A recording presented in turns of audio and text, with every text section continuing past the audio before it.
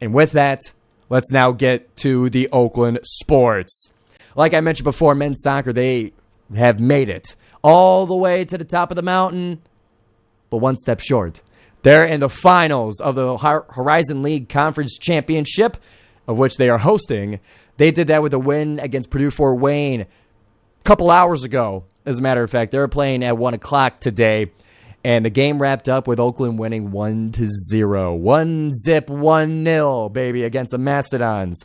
This game was a lot of fun to watch. This game, I couldn't make it. I was in class at 1 p.m., and I just was not able to make it in person for most of the event, but I kept tabs on it during class a little bit here and there, checked the score, checked what happened, some of the highlights that they were posting on Oakland men's soccer's Instagram and Twitter pages. And I was able to make actually the last 20 minutes of the game. That was a lot of fun because we got out of class a little bit early. But to take you through some of the most exciting parts of the game as I was following along, at 16-19 in the game, just about 15 minutes into the game, Oakland was granted a penalty kick. As there was a yellow card, there was a foul inside the box. Oakland was chasing down a ball kicked from about the Grizzly logo, chasing it, and they were shoved down to the ground, and the referees didn't like it, and I didn't either. So Oakland was granted a penalty kick, but Oakland did not score on this one. The keeper for Purdue Fort Wayne had his position perfect, and he got his whole body on it to keep the game tied 0-0 after that penalty kick. And then a little bit later on, Oakland, they had an opportunity to score in sweet, sweet fashion. It was Oakland on a sprint all the way up into the box, and it was a one-on-one situation with the keeper. Oakland kicks it, but it's knocked away by the Purdue Fort Wayne keeper. Bounced into another Oakland attacker, and as soon as the ball goes, that's a big wind-up kick. Purdue Fort Wayne's defender comes from the left to the right and just sweeps across and gets his leg on it to keep the game tied still. But Oakland was putting on the pressure. And then finally, that was about, let's say, the 20th minute, the 21st minute, but then the 24th minute. At 24-26, Owen Smith gets the lead for the Golden Grizzlies on a sweet, sweet goal. A crossing kick from the left to the right and right on the money, from the right to the left, right on the money was Owen Smith, high left in the net. It was sweet, and it got them the lead in the game, assisted by Ville Ahola, and that is where the scoring stopped. Purdue Fort Wayne had a couple other huge chances to get back into the game and equalize it. One actually went into the net off of a corner kick, but it was called back due to offsides. That one was a heart stopper. That one was about 35 minutes. This was all in the first half. That was about 35 minutes into the game. So that's where it ended. Oakland's on top, 1-0. They're awaiting to see who's going to be their opponent. I was refreshing the page here. We are awaiting to see the opponent for Oakland in the finals, and I believe it's going to be Green Bay. The number 1 seed and the number 2 seed are going to face off in the Horizon League Championship, as the Green Bay IUPUI game came to an end 2-1. So it's going to be the Golden Grizzlies against the Phoenix. So we'll see what happens. Catch it Saturday, 1 o'clock on WXOU. We'll be there. I'll be there at least, and we'll figure out the rest of the crew. But we will get you the game one way or another. So that one was really exciting. I just wanted to take you through the scene there because I was following along pretty close, and hope you guys were, could picture yourself in the stands watching the game as I was doing it. So moving on now to Oakland University Esports. We got a big update. We got a big kind of info dump of esports on the GoldenGrizzlies.com website, I guess you could say, on GoldenGrizzlies.com. And it appears that Overwatch and Super Smash Bros.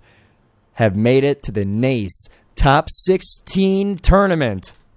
Yeah! I'm going to be using that button a lot. I love that button. So Overwatch 2 and Super Smash Bros. Are in the top 16. Let's talk about the Overwatch. Quoting from the article that you can find on GoldenGrizzlies.com, Overwatch is boasted a 5-0 regular season record, only losing to the conference to the conference champions, Boise State University. Overwatch has defeated Ferris State on October 24th, earning them a place in the national top 16 bracket. And then from head coach Carl Leone, he says, "This is a historic season for our Overwatch team. For the first time in program history, they made it to the national top 16 with no plans of slowing down. This team just keeps exceeding my expectations every season," were the words of head coach Carl Leone. And little update to that one. That article was posted on Sunday, and the team was scheduled to play Tuesday, and they did. And they qualified and advanced to top 8. Well done! Yeah, baby! So your Overwatch team is battling through and continuing into the NACE top 16, now top 8 tournament.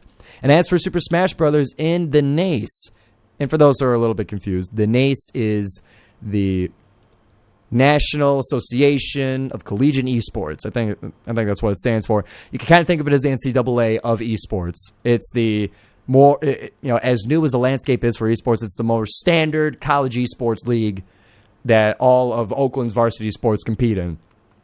So Super Smash Brothers, they made it to the top. They made it to top 16 with an undefeated 6-0 record. Well done! And qualified for top 16 and are the 4th seed. Well done! Well done's going around to the Smash Brothers team. And from head coach Carl Leone, he says, quote, "This team has the potential to beat the very best teams in the country." So, a lot going on there. So be sure to check out the article. They got more information on Rocket League as well as League of Legends that we unfortunately do not have the time to get to here on the GioMoShow because we got a packed show for you guys.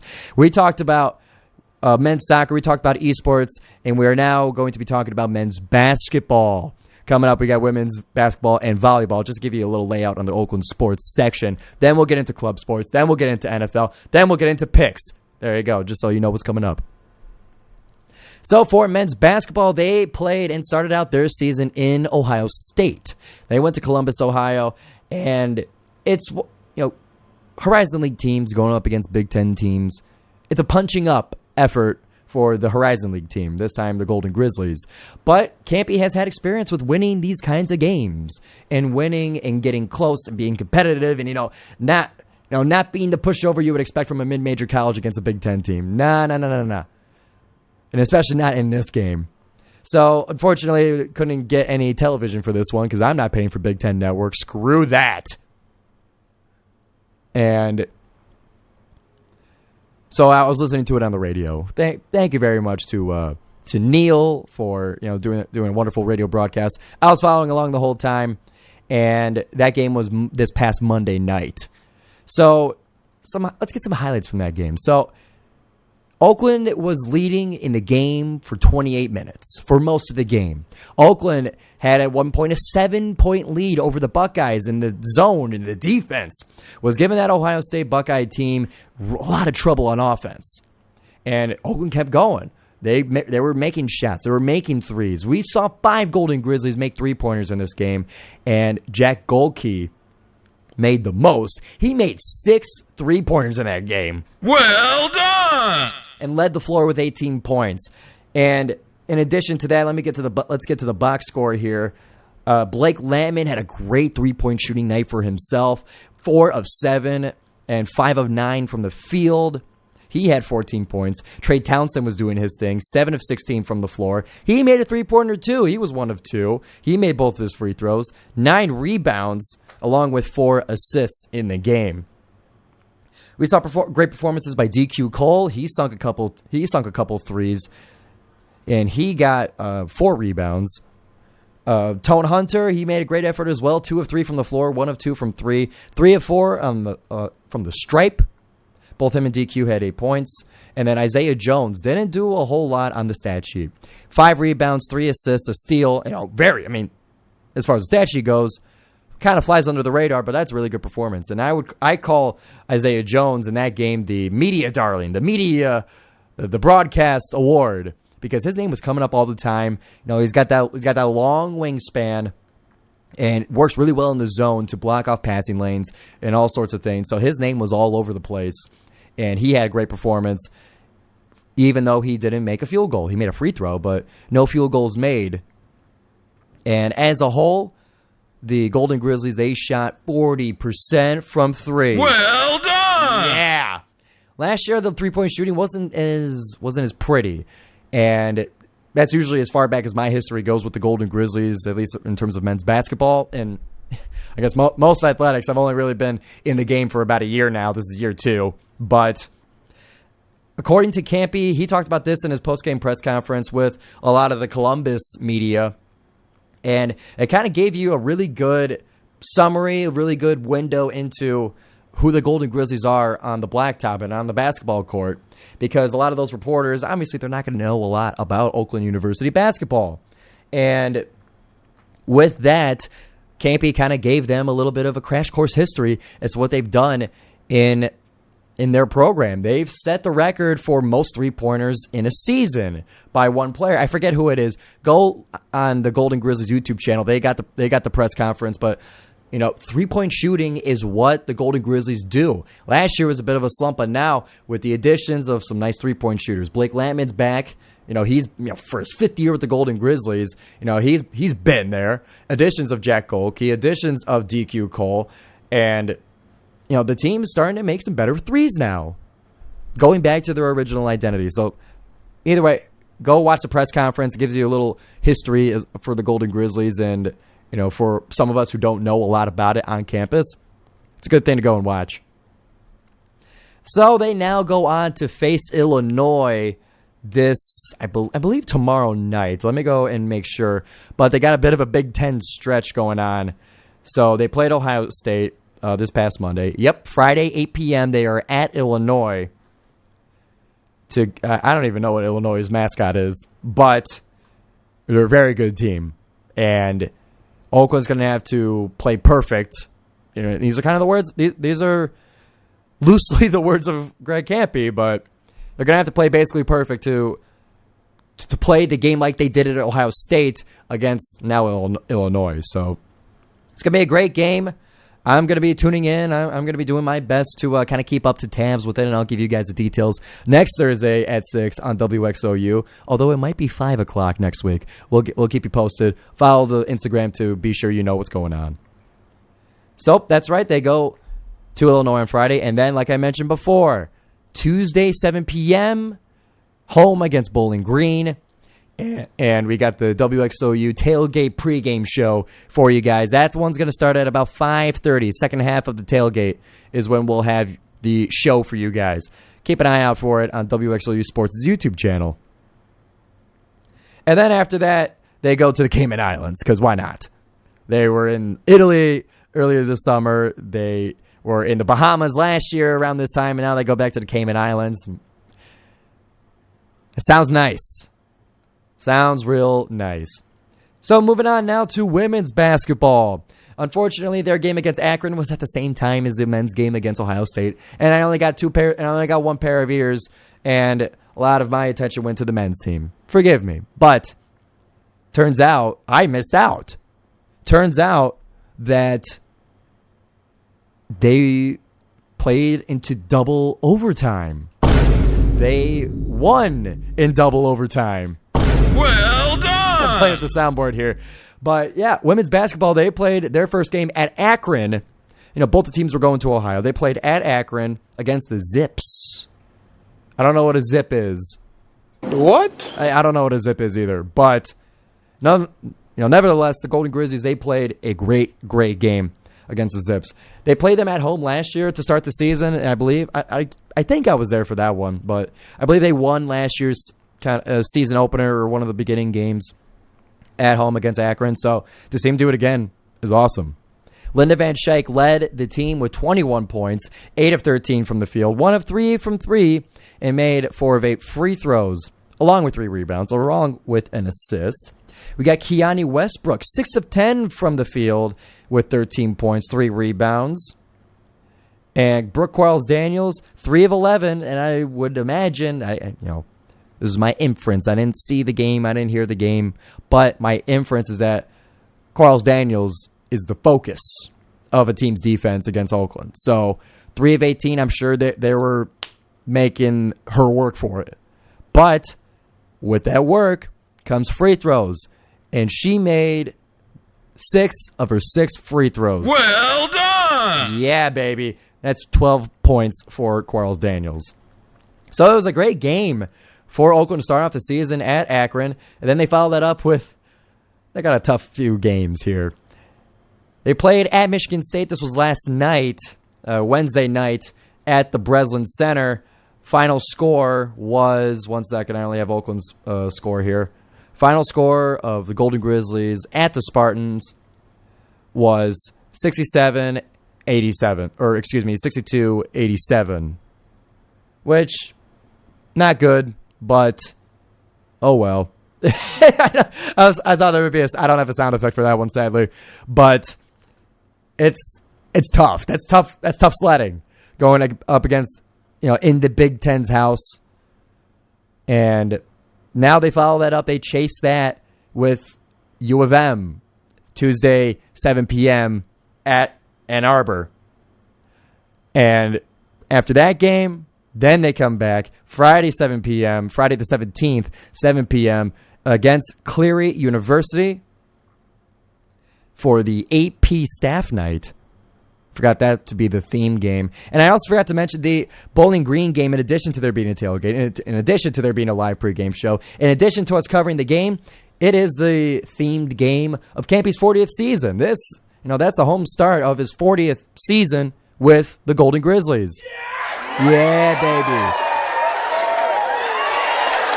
Yeah, give him the applause. They weren't even the Golden Grizzlies when he showed up. They were still the Pioneers, but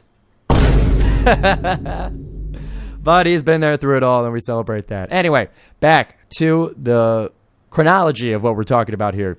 So we talked about men's soccer. We talked about esports. We talked about men's basketball. We talked about women's basketball, and now we're going to wrap it up with volleyball.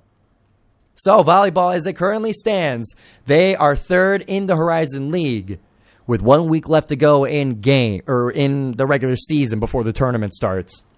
And this past Saturday at Cleveland State, coming off a tough loss to Green Bay at home after that Oakland had a 3-game homestand, they traveled to Cleveland State to face the Vikings and brought it all the way up to 5. Teams were trading blows. One set was Cleveland State, the other was Oakland, and then Cleveland State, and then Oakland, and Oakland again in set 5 to win it against the Cleveland State Vikings.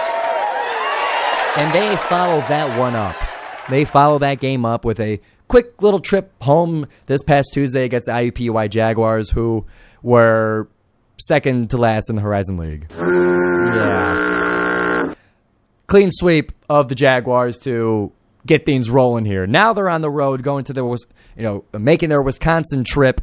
They're going to be facing Green Bay tomorrow. That's tomorrow night, and then Milwaukee Saturday afternoon. For the final 2 games of the Horizon League, and Oakland's got a chance here. The volleyball team's got a chance to jump from third, and within their own control, they can make it to second. And with a little bit of luck with Wright State, they can make it to the number 1 seed in the Horizon League. So it's a big, big Wisconsin trip for the Golden Grizzlies volleyball team. And I'll give you all the updates. We'll give you the scoop next week on the GioMoShow. You know how we do it. I'll give you the update. I'm not just going to leave you hanging 1 week to another. The story continues. And that one is going to wrap up this section of the GioMoShow Oakland Sports Update. Talk about all kinds of sports here, as we're now in a bit of a transition between the fall sports and the winter sports, and sometimes that transition includes all of them. How many? All of them. So, a lot to cover here. So, if you missed it, then you can find the section in the segment on YouTube and Spotify as well, just so there's no way to miss the GioMoShow. And before we go into break, I got a little message for you guys. Friday Night Grooves, Fridays at 8 p.m. on WXOU, hosted by DJ RBJ. Since 2011, Friday Night Grooves is your home for some of the best soul, the best jazz, the best electronic, the best indie and alternative music here at the station. DJ RBJ also has interviews with local artists and artists that he plays on air, as well as he has one of the best voices in the radio game. You got to listen to it, man. The way he transitions into songs, his voice, it's nice and deep and bass, full of bass, and it makes the speakers shake. He's got one of the best voices in the game. So be sure to tune in Fridays at 8 p.m. for Friday Night Grooves with DJ RBJ. We're going to be right back here on the GioMoShow for the second half, which includes club sports and the NFL for your football therapy. We'll be right back here on the GioMoShow.